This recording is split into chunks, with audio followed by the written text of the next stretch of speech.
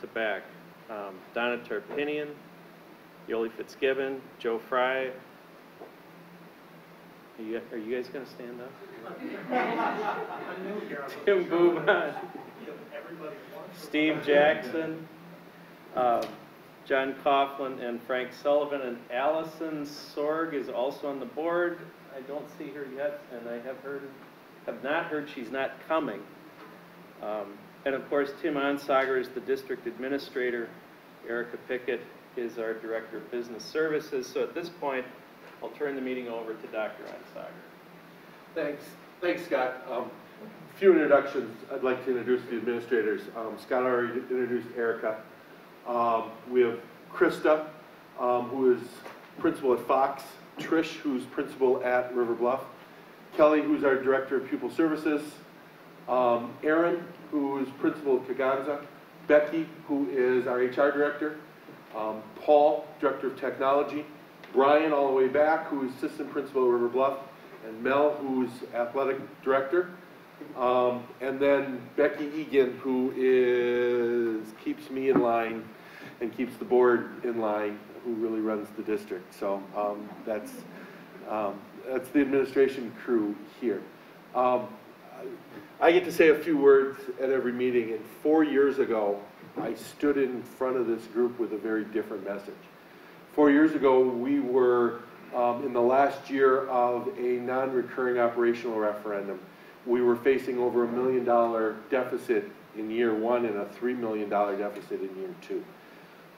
Thanks to the generous support of our community, we were able to pass the recurring referendum, and our financial future isn't as bleak as it was 4 years ago.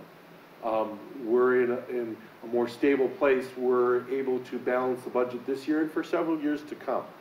But we still face some of our challenges. We still face, as in 4 years ago, declining enrollment. And we've been declining in enrollment for 10 plus years and slated to continue to decline. And that's something the school board is working with the city to try to attract development and families to the district. And so it's the generous support of our community and it's the strength of our community that keeps us going. So I can't thank the community enough for everything that it's done. But our financial picture, as you'll see tonight when Erica makes her presentation, isn't as bleak as it was 4 years ago. So again, thank you everybody for coming tonight to this important meeting. Now I get to introduce Mike Jelka. Mike is from Boardman and Clark. He's our district legal counsel. He's a parliamentarian for tonight. Mike's going to kind of go through some procedural things for us. So I'm turn it over to Mike. Thank you, Tim. Very, very quickly. Just a few reminders about this meeting because it is different and distinct from a board meeting, and that's where sometimes that distinction is worth mentioning. So it's a meeting. There's a meeting of electors, and to be an elector, you have to be a resident of the district and have done so for the last 28 days. There's an agenda that will be followed, but and that agenda reflects the powers of an annual meeting. The annual meetings, the powers of an annual meeting are established by statute, and so things outside of those powers are not really part of the business of tonight's meetings. To the extent that they're necessary, Robert's rules would generally govern the procedures. I think it's fair to say that annual meetings, once the chair is elected, and by the way, when the chair is elected and if there are nominations for the chair, that's the one time where there need not be a second for a nomination for the chair, so all nominations need simply to be proposed by whoever is making that nomination. Once the chair is elected, if you request to be recognized by the chair, please be sure before you start talking that the chair does recognize you and that you direct your comments to whatever the issue is that's currently pending. It'll be up to the chair as to how action will be taken, whether it's verbal ayes and nays, whether it's by showing of hands. That's up to the chair. And then the one main distinction to make sure that at least everybody is clear on is that although there'll be a rather elaborate presentation of the budget and of fiscal matters, The budget hearing is just that, it's just a hearing. There's no action on the budget by the annual meeting. This is your time for input, for your time to make points that then the school board can certainly reflect upon when the budget is up for consideration, which is usually following the tax levy. Once the tax is levied within the district, then there's a conformance of the budget to that levy. The levy is on the agenda tonight, though, so residents of the district who are here will have an opportunity to take action with regard to the motion that proposes whatever that levy is. There are other matters on the agenda for action. Those are typical matters for an annual meeting, so there's nothing out of what I would call out of the ordinary. And with that, unless there are any questions. All right, thank you very much.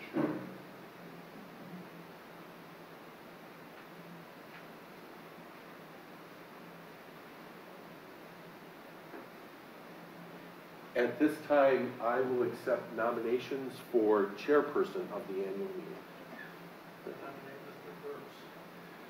Scott Dirks has been nominated.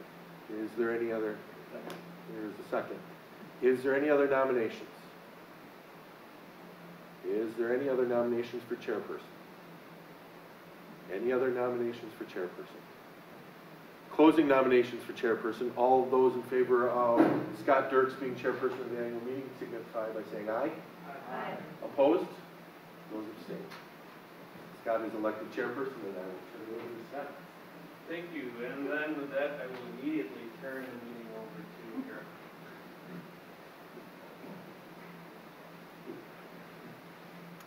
Good evening. Budgeting is a multi-year process that spans numerous fiscal years. Each year we build our budget off of a lot of data. Some of it is known data, as well as some of our data is based on assumptions. This slide shows you a quick review for our 2016-17 fiscal year end revenues, expenses, and cash balances by all of our funds. Our main funds are our general and special education funds, which we'll be talking about in depth tonight. Each month we prepare detailed financial statements, and we post those on our district website, as well as talk about them at our board finance committee meetings. In addition, our 2016-17 audit will be completed within the next couple of weeks, and that has more detailed information regarding the 2016-17 fiscal year. That report will also be available on our website once it is finalized. As we build our budget, we rely heavily on the revenue limit formula. That formula is pretty complex, and it determines the maximum revenue that a school district in Wisconsin is allowed to receive in the form of general state aid and local property tax dollars. The items listed here before you are important components of our revenue limit.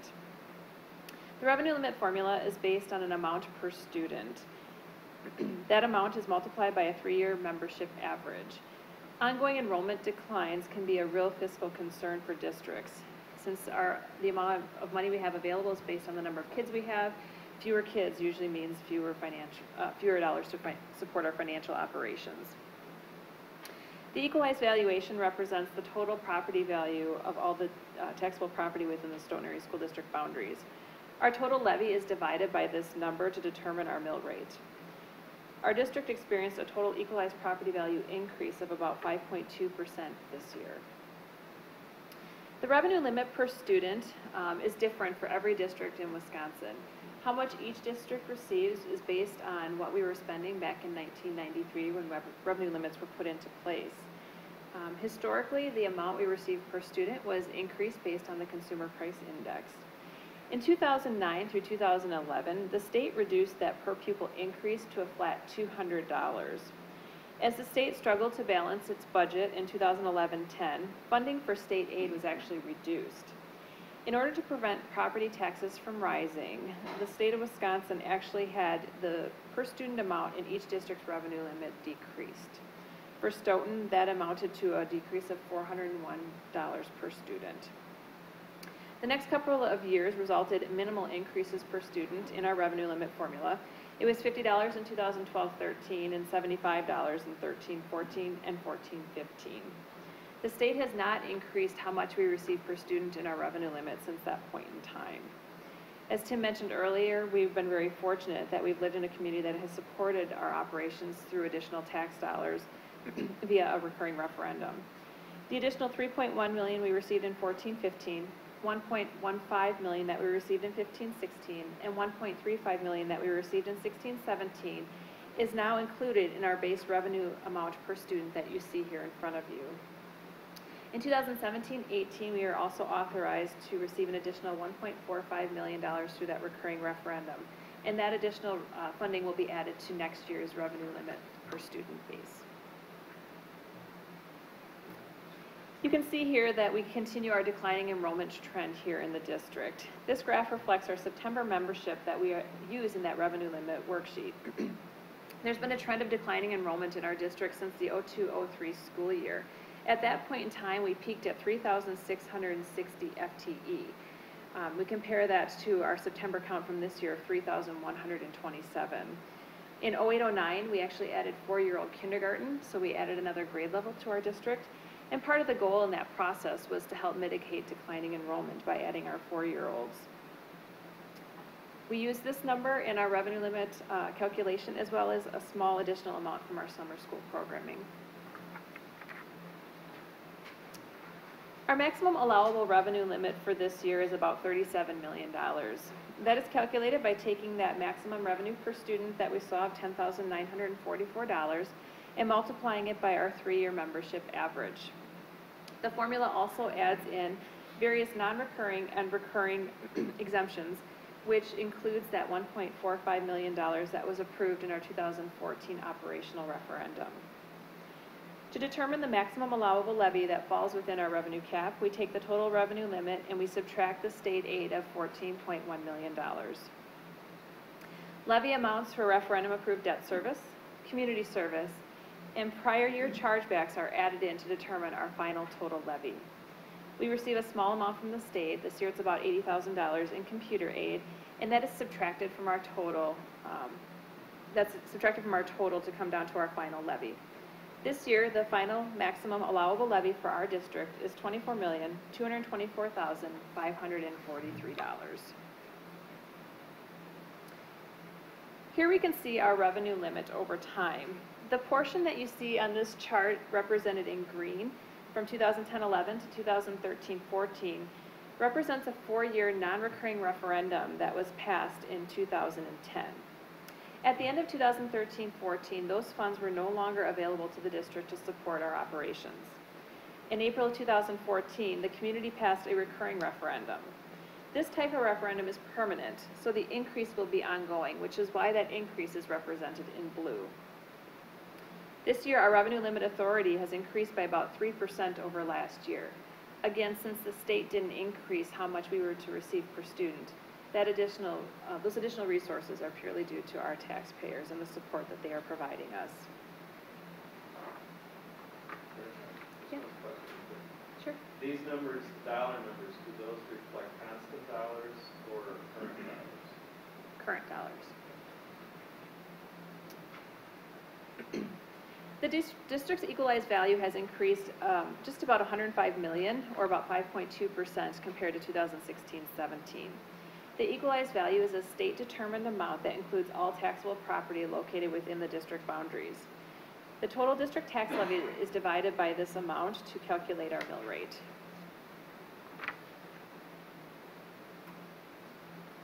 Our state equalization aid allocation is dropping by about $456,000, or 3.1% compared to last year. State aid is calculated and allocated using a pretty complex statewide formula. How much any one district receives is determined by a district's wealth. A district's wealth is measured by its property value per student. The goal is to provide equal opportunities to all children across the state of Wisconsin, regardless of a community's wealth. For districts that are wealthier, they receive a larger portion of their funding through their property tax dollars. For a district that's determined to be poor in the formula, they receive a larger share of their funding through state aid. Stoughton's property value per student is higher than the state average. Because of this, we are considered a wealthier district in the formula. Over time, this has resulted in decreasing state aid for the Stoughton Area School District.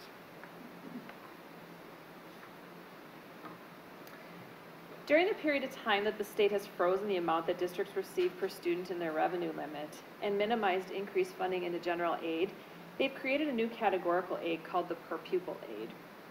The state has chosen to put additional support to schools into this per pupil aid during their last or most recent biennium budget. Historically, when funds were increased for schools, it would be through the revenue limit. So that the state would allow districts to increase how much they receive per student, and then typically they would add additional resources into the state aid allocation. Like I mentioned earlier, that wasn't necessarily equal in terms of how much a district would pay through taxes versus how much a district would receive through aid. By putting funding into the per pupil aid, every district receives the same amount per student, and there's no impact on property taxes at all. In 2017-18, the total amount that we're receiving here in Stoughton through the per pupil aid is slightly over $1.4 million.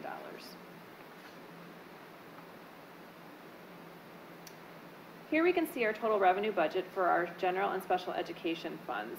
As you can see, the majority of our resources come from our tax levy. Here it's about $21.6 million. Our other local sources include things like our mobile home tax, admissions to events, interest earnings, student fees, and rentals. Inter-district sources is primarily tuition that we receive from other districts for students attending Stoughton through the state's open enrollment program. Our state sources, again, the largest portion of that is our general state aid at $14.1 million. But we also receive other categorical aids, including that per pupil aid I just talked about, transportation aid, library, special ed, and computer aid. Our federal sources include things like our flow-through and title grants, as well as some Medicaid reimbursement. This is the same information shown graphically. You can see that 87.6% of our total income comes in the form of state aid and taxes. And again, those are the two sources that are included in our revenue limit formula. Here you can see the shift in resources over time. Again, our state aid has been steadily declining for a number of years. This decline in aid, coupled with the additional property taxes approved through referendums, has resulted in a higher percentage of our total income being provided through our local tax dollars. The increase that you see in other state sources for the past couple of years is due primarily to that new per pupil aid that I just talked about. When we look at how we're spending our money, there's different ways that we can analyze that. Here you can see the total budget by object. An object refers to what goods and services we're spending our money on and what we're purchasing. Objects 100 and 200 represent salaries and benefits of our staff here, and it is the majority of our total operational budget. Purchased services includes items like payments for consulting, legal fees, our utilities, what we pay for our audit, and tuition payments that we pay to other districts that leave through the open enrollment program. Non-capital objects include supplies, software, and other classroom materials. Capital objects includes a variety of equipment items. Our debt retirement is lease payments for things like our copy machines and our school buses. Insurance includes things like our property insurance, liability, workers' comp, and unemployment insurance. And Object 800, or our fund transfer, is primarily the transfer from Fund 10 to Fund 27, our general to our special education funds, to cover a revenue shortfall. Here's a graphical breakdown of the various types of expenses that we budget for in the district. Like all school districts, the majority of our budget supports our staffing costs at about 75.3% of the total. Another way we can analyze the district expenses is by function, or what the items are being purchased for. The instruction function includes things like our licensed teachers, educational assistants, and direct classroom costs for materials. There's a lot of things that fall into that support services category that you see. It includes things like library, counseling services, health, occupational therapy, physical therapy, psychology, social work, speech and language, transportation, administration, custodial maintenance services are among the few things that are included as support services.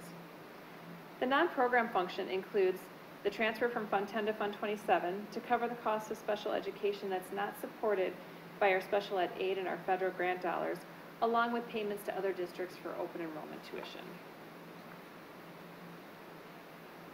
And again, the same information just broken out as a percentage of the total.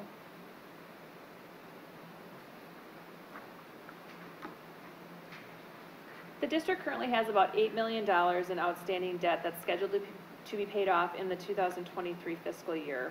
The district did refinance a number of bonds a few years ago to save approximately $1.26 million in interest costs over the life of our debt, which does result in a direct reduction of our debt service levy.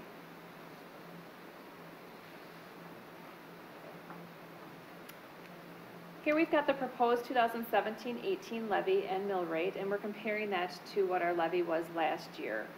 You can see that the proposed tax levy is increasing about 6.7% or $1.5 million, which again is primarily due to that recurring referendum that was approved back in 2014. The proposed mill rate is increasing by about 1.4% or about 16 cents per $1,000 of value in a home.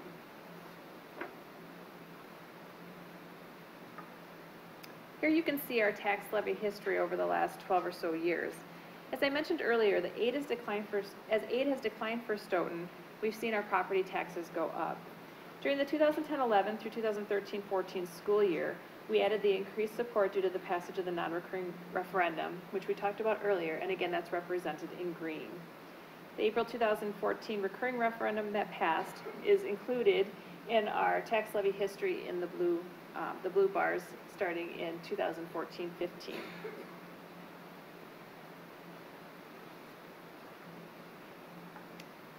This year, the mill rate is proposed to go up by 1.4%. The mill rate is really a product of two things: our total tax levy and our total equalized property value. In order to calculate the mill rate, we take that levy and we divide it by the property value. In order for the mill rate to increase, the total levy needs to increase at a higher percentage than the property value increases. If the property value increases at a higher percentage than the levy, then the mill rate will actually decrease.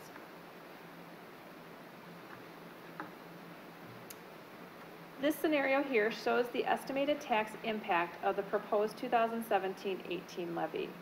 This example demonstrates an average home that was valued at $200,000 last year. We made the assumption that it would increase in value 5.2%. Again, that's what the property value in the district as a whole increased. In this scenario, if that were the case, this person could expect their taxes to increase by approximately $150,000 over the prior year. What did I say? 100. I had some really weird looks. $150. All right, so at this point, we can either move or entertain questions or comments on the 2017-18 budget. I know, I saw some looks. I'm like, I must have said something that didn't jive. Any questions? All right. Thank you. All right, given all of that, then, I would entertain a motion regarding the adoption of the tax levy. Tim? I'll move. Be it resolved that there be levied a tax in the amount of $24,224,543 on all taxable property located in the Stoughton Area School District in the city of Stoughton and in the townships of Albion, Christiana, Cottage Grove, Deerfield, Dunkirk, Dunn, Pleasant Springs, and Rutland in the county of Dane, and in the townships of Porter and Union in the county of Rock, state of Wisconsin, for the 2017-18 school year. There has been a motion to adopt the tax levy. Is there a second? I'm sorry, who is that? Mr. Shimon? Okay, did you get that, Becky? Okay, thank you. All right, is there any discussion regarding adoption of the tax levy? I see no hands, and I see no one rising to speak. Given that, all in favor of adopting the tax levy, please signify by saying aye. Aye. Anybody opposed, please say nay. And the tax levy is adopted. Next on the agenda is a resolution regarding board member salaries. Is there a motion regarding that? Yes, thank you. Be it resolved that the Board of Education members of the Stoughton Area School District receive a 0 increase in salary for the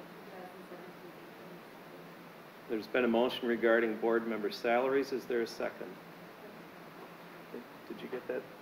Thank you. Is there any discussion regarding board member salaries? I see no hands and I see nobody rising to speak. Let's do this by a hand vote, please.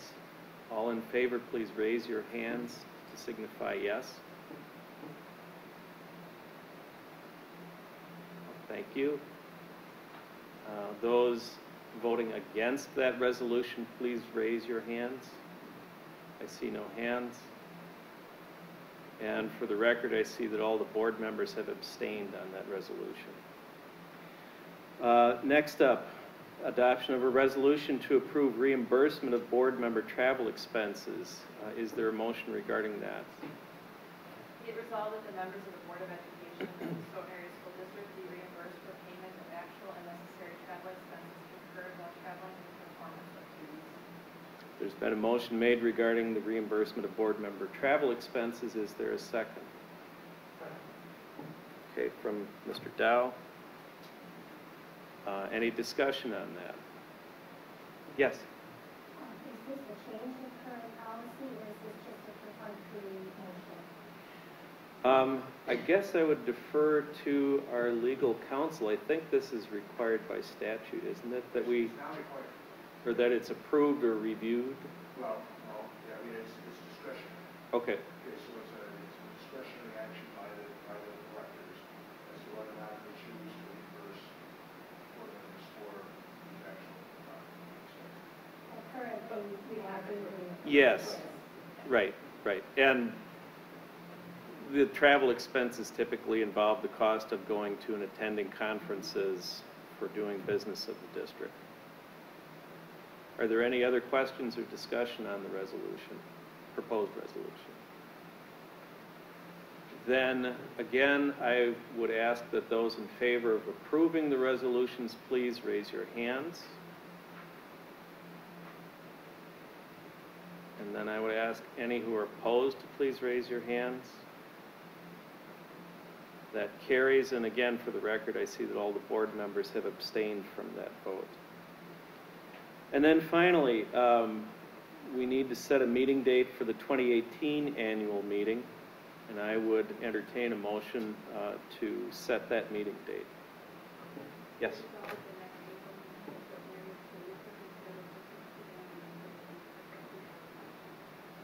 There's been a motion. Is there a second? Thank you. Any discussion regarding setting the next annual meeting date and time? I see no hands and I see nobody rising to speak.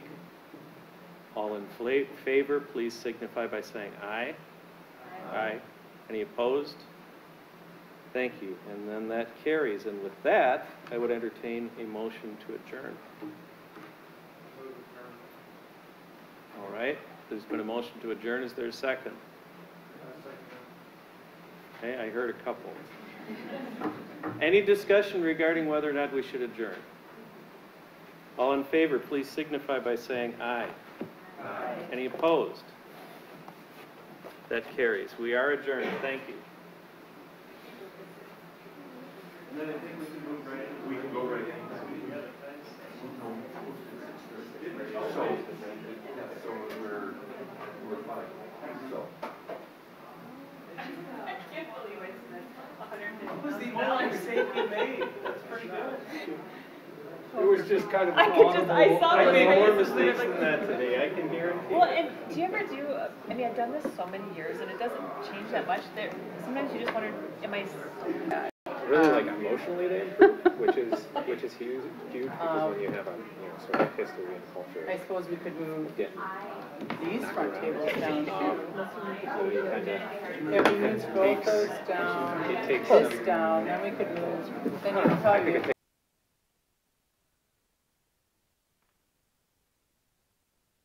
Reach More right excited, now. fresh perspective. So yeah, our JV kids are coming in with a really good attitude. I think they're ready to. What are you doing there, Donna? Well, we're trying to make it so, oh, they're connected. Wait, are they connected? Becky has a hard time seeing that corner, and I have a hard time seeing the podium from where I'm at. So we're just, pushing these things down. We had 3,060 students last time. Doing well. I'm college, so we're empty nesters. Yeah, so now there's Just a September.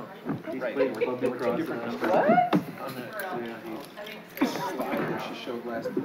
Yeah, my kid got, I got such a kick out of him at, one of the games, and Sheila and I were trying to figure out one of the rules, and there was I got a couple Can you kids. see it at all, or is it The just? rule is this. I told Michael, He's very good about letting. Onsen, or something, yeah, he's Well, big. it was That 31.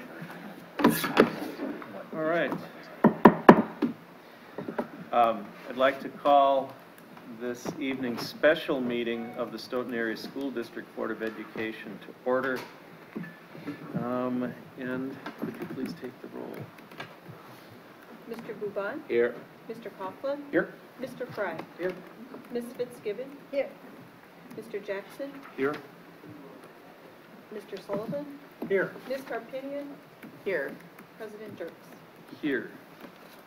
And Ms. Sorg, I don't know where she is this evening, which has me a little concerned. The only real business, well, two pieces of business that the board has tonight is to adopt the tax levy or not that was just approved at the annual meeting. So I would entertain a motion regarding a resolution to adopt the tax levy. So moved. Okay, is there a second? Second. That was Mr. Sullivan. Any discussion on adopting the tax levy? Just a clarification, Scott, it is as written there in the, Oh, yeah, Donna made the motion. Is that the motion you're written. making? Thank you. Yeah, that's important. This is the only point in the meeting that we would discuss the transfer of the funds that we were. No, actually, that's that's the next. that's the next. Oh, Okay. Yeah. Very good.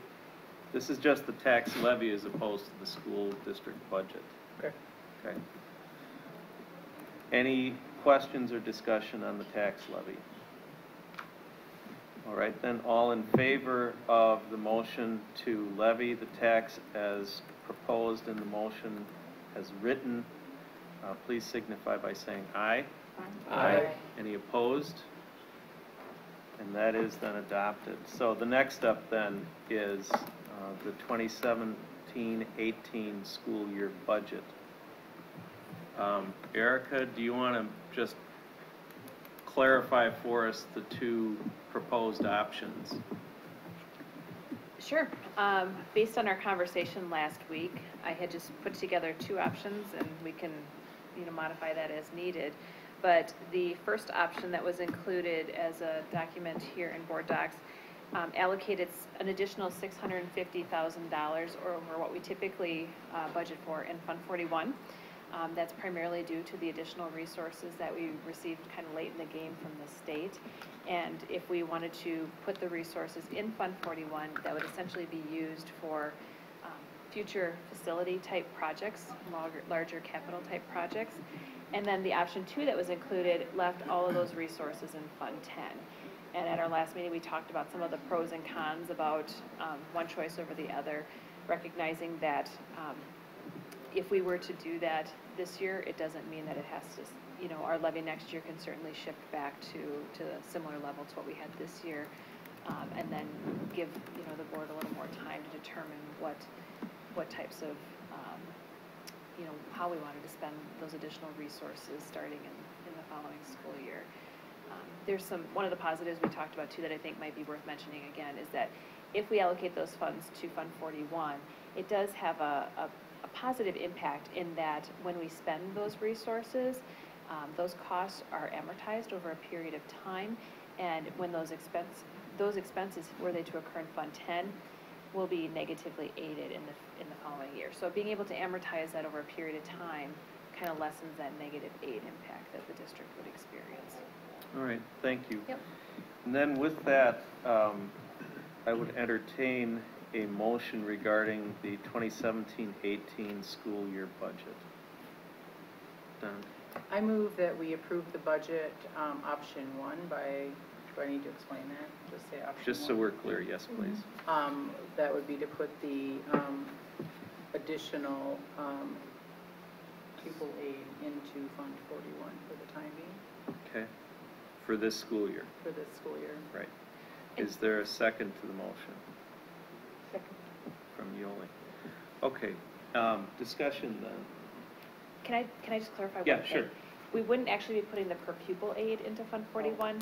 Our levy and Fund 40, the way we split up the levy would allocate more of our levy to Fund 41 because we have the additional pupil aid in 10.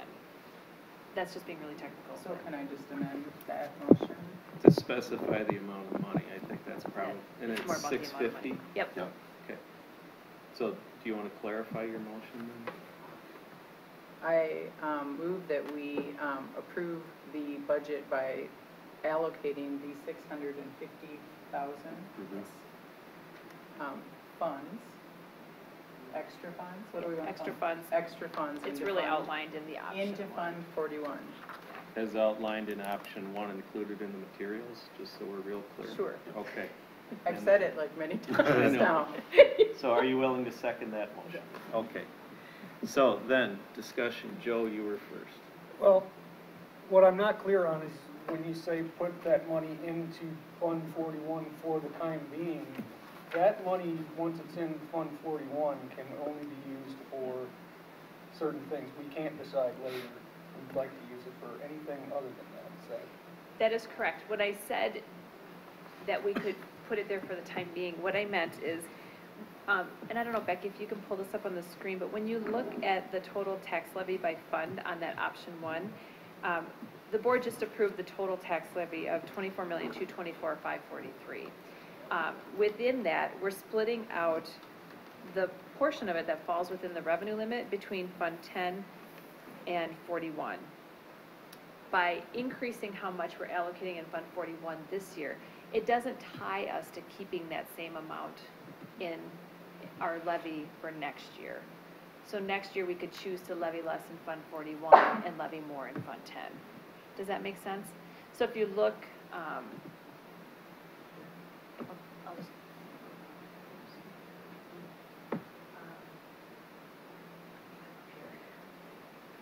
Becky, can you just scroll down? So if you look at if you look basically at this line here, this is Fund 10, and then this is Fund 41. You can see last year in Fund 41, we levied $520,000, and in Fund 10, it was $20.7 million.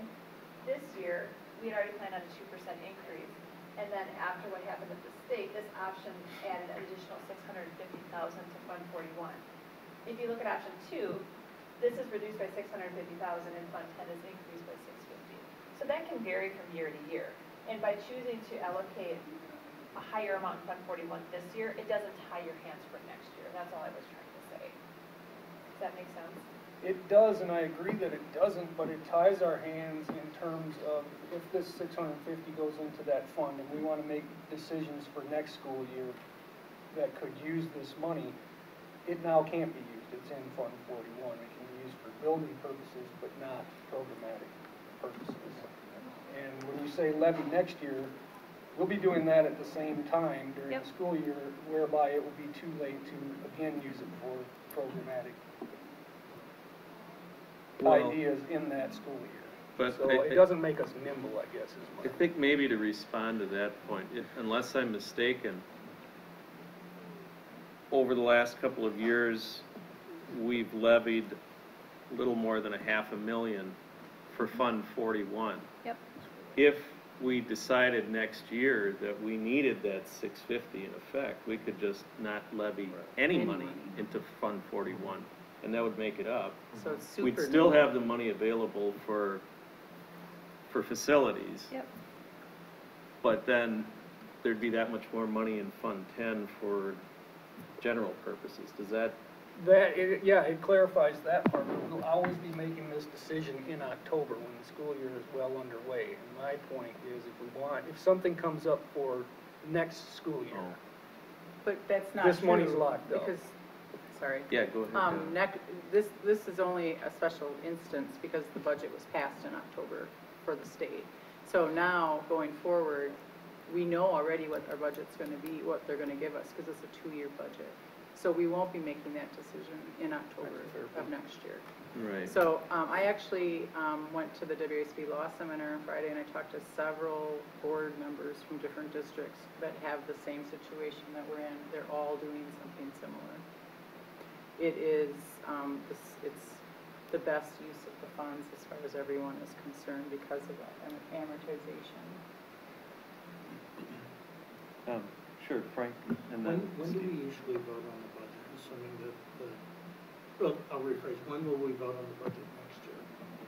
At the annual meeting, and we have traditionally done our annual meeting in October, and one of the main reasons for that is because we want to get our third Friday in September count finalized prior to that, because that gives us exactly how much money we're going to get in terms of revenue limit. Some districts do it earlier in the year during the summer, as I understand it, but for as long as I've been on the board, we've done it in October, primarily so we can get our final numbers before we do this. That was my memory as well. So if you'll permit a follow-up Yeah. question, how does that address Joe's concern that we're going to be locked into a certain budget for programmatic amounts? Well, the budget for next year is going to be formulated, between now and next October. But now that the state budget's been passed, and that determines what our revenue limit is, it determines what our state aid is going to be, we know how much we're going to have to work with in advance of next year. So we'll be able to make programmatic adjustments. That was something that Steve brought up at the last meeting is, yeah, we've got 650,000 that we hoped we would get but didn't know we would get, but it's really too late to, add extra sections of third grade or something like that to reduce class sizes. I see. So where I'm struggling is with the formal vote versus the sort of informal allocation that's ratified at this meeting. I guess I'm not getting it, Eric. So I guess, maybe you're just talking about the process for creating the budget. We'll start actually working on next year's budget here within the next couple of months. And what we do, we have a budget timeline that's certainly available. And what we do is we have different points in time where the finance committee talks about our progress. And then we do our allocations for our buildings and departments. Usually I think that's in January or February where they start building their budgets. And then the majority of the district budget really is our staffing. And then we work administratively on staffing recommendations to bring to the board, and that happens, I think, in March, late March, early April. And if there was going to be some kind of a programming change or something that, in addition to what we're currently doing, typically that would have some sort of a staffing impact, which bringing that to the board in the spring allows for that conversation to look at what we build into our budget starting July 1st. Which would be well in advance of when the board votes on the budget for the next school year. Okay, Does that answer your questions? Yes, thank you. Okay. Steve? Erica, you mentioned about the -8 impacts. Is that a straight dollar for dollar? So 650,000, or how would that work? No. It kind of depends on how everyone throughout the state spends, and then how our average property value per student compares to that state average. So once we go above the average, there's 3 levels of aid. Each level, the first level is funded a certain, so, oh boy, how do I explain this simply? When you look at your property value per student, you look at that as a percentage of the state average, and depending on where you fall, kind of dictates how much of your expenses are reimbursed at each level. So we might have, say, 60% of our first $1,000 reimbursed through state aid. Then you look at the secondary level, which incorporates your next, say, $7,000 of spending, and it looks at that percentage and says, okay, here's where you fall, we'll reimburse you at 28% on the dollar for your next $7,000. And then the third level is where we're negatively aided, meaning we fall above the average. So what they do is it's a negative number that they calculate that starts eating away at our secondary aid. So it's not a dollar for dollar. It really depends on where we fall compared to the rest of the state. And when it's looking at what we spend, it's looking at the prior year expenses. So the impact of spending that additional money in Fund 10 would happen the following year. When it looks at all of your shared costs, all of your Fund 10 costs fall into your shared costs. Fund 41, they amortize it over a period of years. So it would look at what portion of your expenses for that year for Fund 41 are added to your shared costs. So you're saying there's still a negative to the budget by putting it in 46? It's just not as bad as if you kept it in 10? In Fund 41. 41. I would say that every dollar we spend, we're negatively aided a portion of it. By putting the money into Fund 41 and spending it there, it lessens the impact. And I'm sorry, I can't give you like a specific dollar amount. It's just. It's okay. Yeah. It's more of a negative. Yes. It's more of an impact on the negative aid calculation if it stays in 10. Yes. And if it goes in 41. And that's the case for, even when you looked at last year and you see that we've allocated $520,000 to Fund 41 and the rest of it to Fund 10. That was the case then as well. It's just that given the timing of when this occurs and some of the, just all those other pieces we've talked about, it was just an option that I wanted to bring to the board is something to consider. Are there any other questions? Joe? Just to clarify, Erica, the two options that are outlined in the board docs aren't literally the only two options, is that right? That's correct. We can put a portion into Fund 41 and leave a portion in Fund 10, say a third and 2/3. Yep. I just didn't know, I didn't want to create a scenario other than A and B, just because there would have been no reasonable logic for me to say, well, we'll do half and half or a third and 2/3. But that certainly is that's an option for sure. Any other questions, statements, comments? Given that then, there's been a motion to, just for shorthand purposes of discussion, a motion to adopt a budget as outlined in option 1 for the 2017-18 school year. All in favor, please signify by saying aye. Aye. Aye. Any opposed? Nay. Okay, one opposed. And for the record, the chair votes yes. So that is, we do have a budget. It's been adopted, and it will be as moved by Donna and seconded by Yoli. And with that, I would entertain a motion to adjourn. So moved. Is there a second? Second. Any discussion? All in favor, please signify by saying aye. Aye. Any opposed? Thank you. We are adjourned.